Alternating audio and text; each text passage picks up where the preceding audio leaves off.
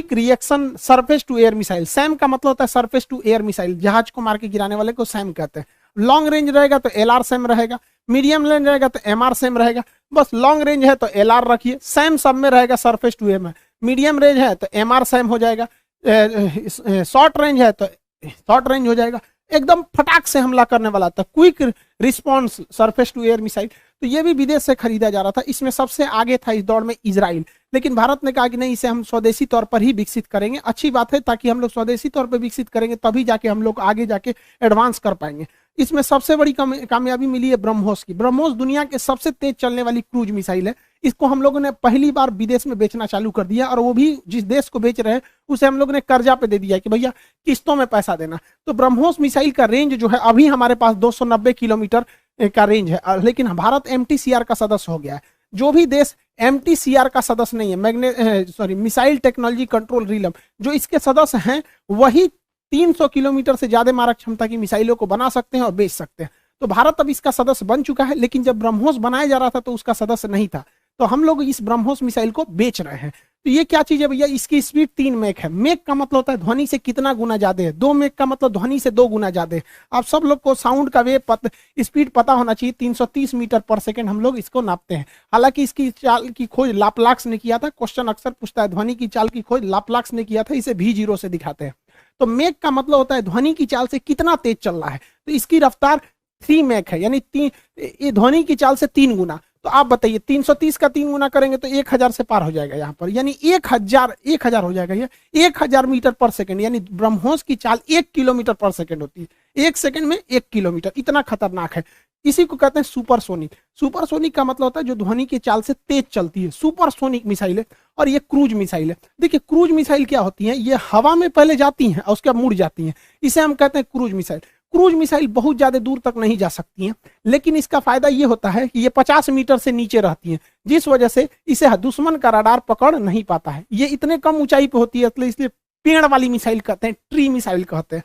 दुनिया के किसी भी लड़ाई में सबसे ज्यादा काम आती हैं, तो यही वाली मिसाइलें काम आती हैं। दुश्मन को पुल तोड़ना, ध्वस्त करना, ये बहुत ज्यादा जरूरी है। जबकि बैलिस्टिक मिसाइल देखिएगा तो ये दूर तक मार करती है। ये ससुरी पहले अंतरिक्ष में जाती है, या अंतरिक्ष में गया, उसके बाद लौट के आके मारती है, जैसे भारत का अग्नि। तो भैया इसका जरूरत ना बराबर है, और जिस दिन इसकी जरूरत पड़ गई ना, समझिए तृतीय विश्व युद्ध चालू हो गया। तो छोटे मोटे कॉन्फ्लिक्ट में हमें बैलिस्टिक की तो जरूरत नहीं पड़ेगी, क्रूज की ही जरूरत पड़ेगी। तो क्रूज मिसाइल के मामले में सबसे बेहतरीन है ब्रह्मोस। रूस और भारत ने बनाया, और इसको फिलीपीन खरीद रहा है। पूरी दुनिया का रूल है कि कोई भी देश अपने समुद्री सीमा से 200 नॉटिकल मील तक ही वो किसी भी एरिया को दावा कर सकता है, वहां पे समुद्र, कोयला, पानी, पेट्रोलियम, मछली को पकड़ सकता है। लेकिन चाइना कहता है कि ना हम 200 नहीं ससुरा, हम 900 किलोमीटर तक कब्जा करेंगे। उसका कहना है ना कि ये दक्षिणी चीन सागर सागर नहीं है, जमीन है, ये हमारा हिस्सा है, बहुत साल पहले ही जमीन था। वहां बैल है। इस 9 डैश लाइन कहता है इसको। क्वेश्चन पूछेगा 9 डैश लाइन किस सागर में है, दक्षिणी चीन सागर, दुनिया का सबसे बड़ा समुद्र है।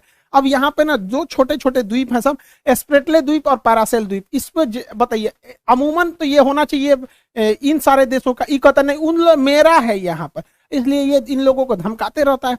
इसलिए फिलीपीन जो देश है ये, इसकी राजधानी मनीला है। मनीला जो है एशियाई विकास बैंक का मुख्यालय मनीला में, अंतर्राष्ट्रीय चावल अनुसंधान केंद्र भी मनीला में है। इसका दूसरा सबसे बड़ा द्वीप मिंडनाओ है। तो ये फिलीपीन जो है, फिलीपीन कहा कि भैया हमको ये चाइना की नेवी चली जाती है, इस नेवी को मारने के लिए सबसे तगड़ा मिसाइल की जरूरत है। तो भारत से 3000 करोड़ रुपया में, कितना में, 3000 करोड़ रुपए में ये मिसाइल खरीद रहा है। सोचिए 3000 करोड़ कितना बड़ा इनकम है हम लोग के पास। यहाँ पे बेहतरीन 3000 करोड़ मिनटों में आ गया हम लोग के पास। यहाँ पे ब्रह्मोस मिसाइल लेगा और ये एंटी शिप वर्जन होगा। चाइना चिल्लाने लगेगा। अब चाइना के डर से वियतनाम भी कह रहा है हमको भी चाहिए। अब भारत वियतनाम को दे रहा है, चाइना को दे रहा है, तो इंडोनेशिया कर रहा हम कमजोर हो जाएंगे, तो इंडोनेशिया कर रहा हमको भी चाहिए, तो ब्रुनई कर रहा हमको भी चाहिए, यहाँ पे तो सिंगापुर कर रहा हमको भी दे दे रहे भैया।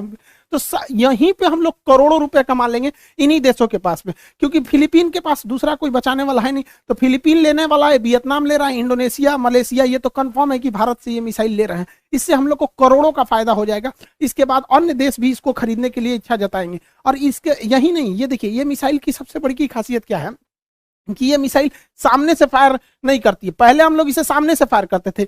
इस टाइप की मिसाइलों में घाटा क्या होता है कि आपको जहाज का मुंह भी आगे ही रखना पड़ता है। जैसे मान के चलिए उधर दुश्मन का जहाज है तो ऐसे मिसाइल थोड़े आएगी, आपको जहाज भी घुमाना पड़ेगा। लेकिन भारत ने इसको इतना एडवांस बनाया है कि आगे अब रखने की जरूरत ही नहीं है। इसमें वर्टिकल लॉन्च है, पहले ऊपर चल जाएगा, उसके बाद कहिए कि किन्ने मुड़ना है। अब मान के चलिए 90 डिग्री चला गया, अब किधरों मोड़ दीजिए, उसको क्या फर्क पड़ता है। लेकिन अगर ऐसे रहेगा तो फिर पीछे तो नहीं मार सकता है, ये कहीं भी रहेगा 360 डिग्री पे मार सकता है। यही वाला खरीद रहा है लोग, पूरी दुनिया का सबसे तेज, और ये क्रूज मिसाइल है बेहतरीन। भारत के पास जो है वो तो स्टील थे, रेडारों में नहीं आएगा।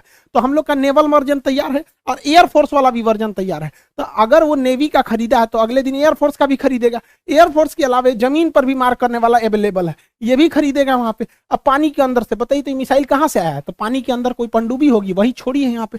हमारे पास हर टाइप का ब्रह्मोस है। तो भारत पहली बार, बचपन में हम लोग देखते थे भारत खाली हथियार खरीद रहा है, अब इतना खुशी होता है कि भारत हथियार अब बेच भी रहा है।